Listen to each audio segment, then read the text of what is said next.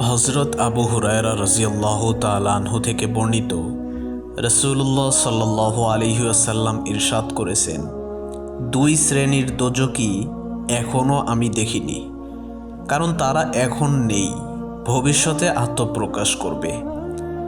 এক শ্রেণী হচ্ছে ওই সকল মানুষ যাদের হাতে ষাঁড়ের লেজের মতো চাবুক থাকবে, যা দিয়ে তারা মানুষকে প্রহার করবে। দ্বিতীয় শ্রেণী হচ্ছে ওই সকল নারী যারা হবে পোশাক পরিহিতা, নগ্ন, আকৃষ্ট ও আকৃষ্টকারী। তাদের মাথা হবে উটের হেলানো কুজের ন্যায়। এরা জান্নাতে যাবে না এবং জান্নাতের খুশবুও পাবে না, অথচ জান্নাতের খুশবু তো এত এত দূর থেকে পাওয়া যায়। এই হাদিসটি সহিহ মুসলিমে উল্লেখ রয়েছে। এই হাদিসে বেপর্দা নারীদের প্রতি কঠিন হুঁশিয়ারি শোনানো হয়েছে, সুতরাং তাদের মৃত্যুর আগেই তওবা করে পর্দার বিধানের দিকে ফিরে আসা উচিত। প্রিয় দর্শক, আপনি হয়তো হাদিসটি শুনে পুরোপুরিভাবে অনুধাবন করতে পারেননি বা বুঝতে পারেননি যে রাসূল সাল্লাল্লাহু আলাইহি ওয়াসাল্লাম এখানে কি বুঝিয়েছেন। চলুন তাহলে উপরের হাদিসটি সম্পূর্ণ খোলাখুলিভাবে আমরা ব্যাখ্যা করি। প্রথম শ্রেণী, জালিম শাসক ও তাদের সহকারীরা।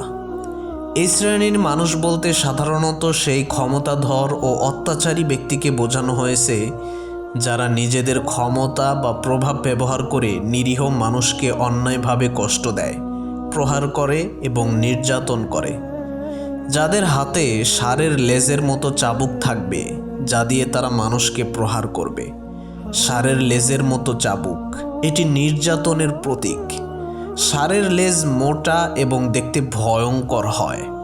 এটি নির্দেশ করে যে তাদের হাতে থাকবে এমন হাতিয়ার যা দিয়ে তারা নির্মমভাবে মানুষকে শাস্তি দিবে বা নির্যাতন চালাবে। এই অংশটি প্রধানত অত্যাচারী শাসক, পুলিশ, নিরাপত্তাকর্মী বা যে কোনো ক্ষমতাধর গোষ্ঠীকে বোঝায়, যারা নিজেদের অবস্থানকে জনগণের উপর অত্যাচার করার হাতিয়ার হিসেবে ব্যবহার করে। তারা হয়তো ইসলামের অনুসারী বলে দাবি করবে, কিন্তু তাদের কাজ হবে সম্পূর্ণ ইসলাম বিরোধী। তারা মানুষের মৌলিক অধিকার লঙ্ঘন করবে, জুলুম করবে এবং বিনা কারণে বা সামান্য কারণে চরম শাস্তি দেবে। দ্বিতীয় শ্রেণী, পথভ্রষ্ট ও বেপর্দা নারী সমাজ। এই অংশটি আধুনিক সমাজের অনেক নারীকে স্পষ্টভাবে চিহ্নিত করে এবং তাদের জন্য এটি এক কঠিন সতর্কবাণী। এই অংশে 4 ধরনের খারাপ কাজের কথা বলা হয়েছে, যা জান্নাত থেকে বঞ্চিত হওয়ার কারণ হবে। 1. পোশাক পরিহিতা নগ্ন। এই কথাটি সেই নারীদেরকে বোঝায় যারা পোশাক পরে থেকেও কার্যত নগ্ন থাকে। এর কয়েকটি ব্যাখ্যা রয়েছে। 1 নাম্বার, আঁটোসাঁটো পোশাক। পোশাক এতটাই টাইট বা আঁটোসাঁটো হবে যে তা দিয়ে শরীরের প্রতিটি অঙ্গের আকার ও গঠন ফুটিয়ে তুলবে, ফলে পোশাকের উদ্দেশ্য পূরণ হবে না। 2. পাতলা পোশাক। পোশাকের কাপড় এত পাতলা বা স্বচ্ছ হবে যে তার ভেতর দিয়ে শরীরের ত্বক ও চুল দেখা যাবে। 3. আংশিক পোশাক। এমন পোশাক যা শরীরের কিছু অংশকে আবৃত করে, কিন্তু আবৃত করা আবশ্যক এমন অংশ উন্মুক্ত রাখে।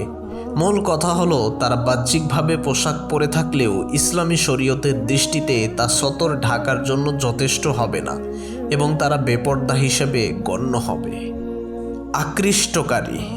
এই কথাটি সেই নারীদের বোঝায় যারা নিজেদের সাজসজ্জা, চালচলন, অঙ্গভঙ্গি বা পোশাকের মাধ্যমে পুরুষদের মনোযোগ আকর্ষণ করে এবং তাদের প্রতি আকৃষ্ট করার চেষ্টা করে। তাদের উদ্দেশ্য থাকে দৃষ্টি আকর্ষণ করা বা ফিতনা সৃষ্টি করা। নিজেরা আকৃষ্ট বা পথভ্রষ্ট। এই কথাটি সেই নারীদের বোঝায় যারা নিজেরা ইসলামের শালীনতা ও পর্দার পথ থেকে বিচ্যুত হয়েছে। তারা অন্যের প্রতি আকৃষ্ট হবে বা তাদের চলাফেরা, অঙ্গভঙ্গি ও আচরণ হবে পুরুষদের দৃষ্টি আকর্ষণ করার জন্য আকর্ষণীয়। তাদের মাথা হবে উটের হেলানো কুজের ন্যায়। এর মাধ্যমে নারীদের চুলের স্টাইল বা মাথা ঢাকার পদ্ধতির প্রতি ইঙ্গিত করা হয়েছে। মাথায় অতিরিক্ত চুল জড়িয়ে বা অন্য কিছু ব্যবহার করে খোপা হেয়ার স্টাইলকে অতিরিক্ত উঁচু বা বড় করা, যা উটের কুচের মতো দেখায়।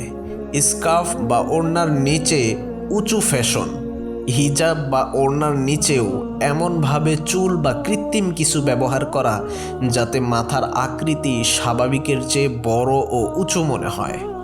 এই শ্রেণীর নারীরা জান্নাতে যাবে না এবং জান্নাতের সুগন্ধিও পাবে না, যদিও সেই সুগন্ধি অনেক দূর থেকে পাওয়া যায়। এটি তাদের ভয়াবহ পরিণতির ইঙ্গিত দেয়। আবু সাঈদ খুদরি রাদিয়াল্লাহু তাআলা আনহু থেকে বর্ণিত, একবার রাসূলুল্লাহ সাল্লাল্লাহু আলাইহি ওয়াসাল্লাম ঈদুল আজহা বা ঈদুল ফিতরের নামাজ আদায় করার জন্য ঈদগাহের দিকে যাচ্ছিলেন। তিনি মহিলাদের পাশ দিয়ে যাওয়ার সময় বললেন, হে মহিলা সমাজ, তোমরা সদকা করতে থাকো, কারণ আমি দেখেছি জাহান্নামের অধিবাসীদের মধ্যে অধিকাংশই মহিলা মানুষ। তারা আরজ করল, কি কারণে ইয়া রাসূলুল্লাহ? তিনি বললেন, তোমরা অধিক পরিমাণে অভিশাপ দিয়ে থাকো আর স্বামীর নাশকরি করে থাকো। বুদ্ধি ও দ্বীনের ব্যাপারে ত্রুটি থাকা সত্ত্বেও একজন সদা সতর্ক ব্যক্তির বুদ্ধিহরণে তোমাদের চাইতে পারদর্শী আমি আর কাউকে দেখিনি। তারা বললেন, ইয়া রাসূলুল্লাহ, আমাদের দ্বীন ও বুদ্ধির ত্রুটি কোথায়? তখন রাসূলুল্লাহ সাল্লাল্লাহু আলাইহি ওয়াসাল্লাম বললেন, একজন মহিলার সাক্ষ্য কি একজন পুরুষের সাক্ষ্যের অর্ধেক নয়? তারা উত্তর দিলেন, হ্যাঁ। তখন তিনি বললেন, এ হচ্ছে তাদের বুদ্ধির ত্রুটি। আর হায়েজ অবস্থায় তারা কি নামাজ ও রোজা থেকে বিরত থাকে না? তারা বললেন, হ্যাঁ। তিনি বললেন, এ হচ্ছে তাদের দ্বীনের ত্রুটি। প্রিয় দর্শক, এখানে প্রথম হাদিসটিতে রাসূলুল্লাহ সাল্লাল্লাহু আলাইহি ওয়াসাল্লাম যেই দুই ধরনের ব্যক্তিদের কথা বলেছেন, তাদের মধ্যে দুই ধরনের ব্যক্তিরাই বর্তমান জামানায় উপস্থিত আছে। তাই আমাদেরকে যথেষ্ট পরিমাণ চেষ্টা করতে হবে যেন আমরা দ্বীনের পথে অটল অবিচল থাকতে পারি এবং জাহান্নামের শাস্তি থেকে বেঁচে থাকতে পারি। প্রিয় দর্শক, যদি আপনাদের কাছে ভিডিওটি ভালো লেগে থাকে তাহলে অবশ্যই ভিডিওটি লাইক, কমেন্ট করে শেয়ার করে দেবেন এবং আপনি যদি আমাদের চ্যানেলে নতুন হয়ে থাকেন তাহলে অবশ্যই চ্যানেলটি সাবস্ক্রাইব করে দেবেন।